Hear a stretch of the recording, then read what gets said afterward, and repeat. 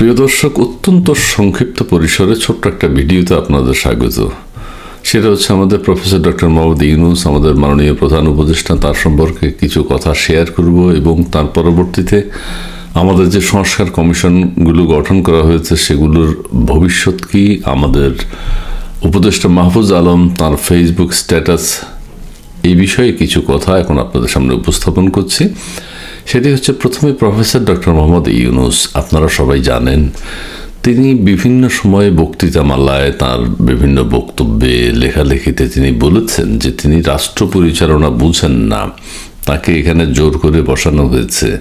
তিনি কিভাবে রাষ্ট্রীয় কার্যক্রমে অংশগ্রহণ করতে হয়, ব্যুরোক্রেসি কি সেটি তিনি জানেন না, বিভিন্ন বক্তৃতায় বলেছেন, আপনারা শুনেছেন।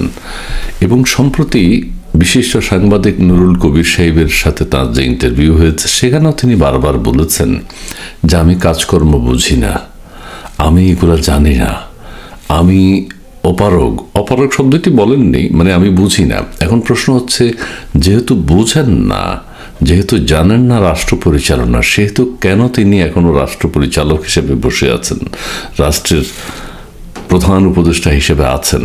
এটা কিন্তু আমরা বুঝতে পারছি না, কেউ বুঝতে পারছে না। দ্বিতীয় কথা হচ্ছে, আমাদের যে সংস্কার কমিশনগুলো গঠন করা হয়েছে, এই সংস্কার কমিশনগুলো সময়ক্ষেপণ করার জন্য করা হয়েছে। রাষ্ট্রের কোনো কাজে এগুলো আসবে না, এগুলো কখনো বাস্তবায়িত হবে না, এগুলো কেউ মেনে নেবে না।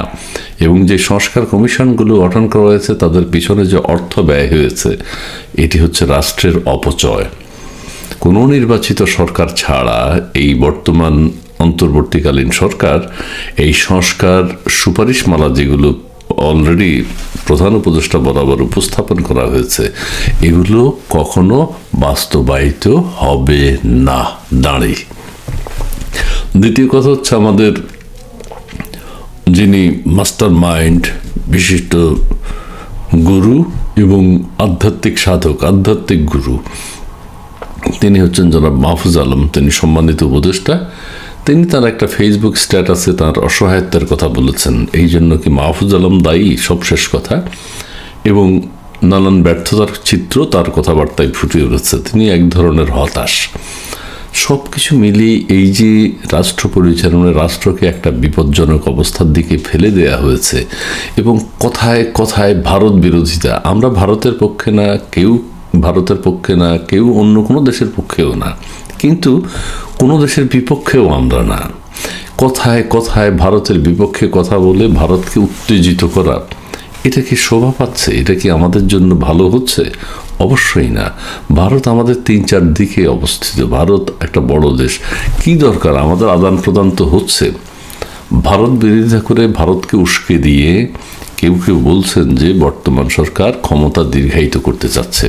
অর্থাৎ ভারতের সাথে যদি আমাদের কোনো যুদ্ধ বা কিছু লেগে যায়, কোনো দ্বন্দ্ব লেগে যায়, তাহলে এই সরকারকে ক্ষমতায় থাকতে হবে। যেটা বলছেন কথাটা অত্যন্ত যৌক্তিক। এই মুহূর্তে, এই সময় ভারতকে এরকম উস্কে দেয়া, উস্কানিমূলক বক্তব্য দেয়া, কথা বলা, এটি আমাদের জন্য সমীচীন হচ্ছে না। তবে ভিতরগত উদ্দেশ্য যেটি সবাই যেটা বলছে, যে ভারতকে এই সময় যদি বাংলাদেশের সাথে কোনো কনফ্লিক্টে জড়ানো যায়, তাহলে যে বর্তমান অন্তর্বর্তীকালীন সরকার আছে তারাই ক্ষমতায় থাকতে হবে, কারণ তখন মূল উদ্দেশ্য হবে ভারতের সাথে ফাইট করা। সেই পরিস্থিতি যাতে না হয় সেটাই প্রত্যাশা করি। আর বর্তমান অন্তর্বর্তীকালীন সরকার দ্রুততম সময়ের মধ্যে নির্বাচন দিয়ে, যত তাড়াতাড়ি পারেন জুন জুলাইয়ের মধ্যে নির্বাচন দিয়ে তারা যাতে সরে পড়েন, এটি দেশের জন্য মঙ্গল, দেশের মানুষের জন্য মঙ্গল।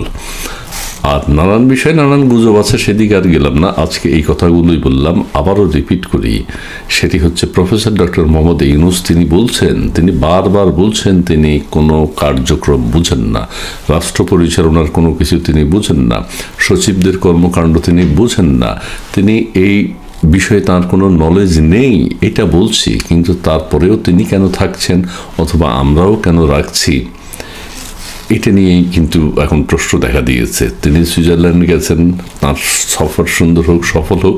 তিনি যদি ওখান থেকে অন্য কোনো দিকে চলে যান, এটি রাষ্ট্রের জন্য মঙ্গল। তিনি যদি নিজের কাজে, নিজের অতীতের যে কাজ 3.0, সোশ্যাল বিজনেস, ক্ষুদ্র ঋণ, এগুলোর দিকে মনোযোগ দেন, ওনার বুদ্ধি আছে, উনি টাকা পয়সা ইনকাম করতে পারবেন, এটাই ওনার জন্য মঙ্গলজনক। উনি সরে পড়লে পুরো দেশের জন্য মঙ্গলজনক, কল্যাণকর হবে। সবাই ভালো থাকবেন, সুস্থ থাকবেন, সুন্দর থাকবেন। ধন্যবাদ।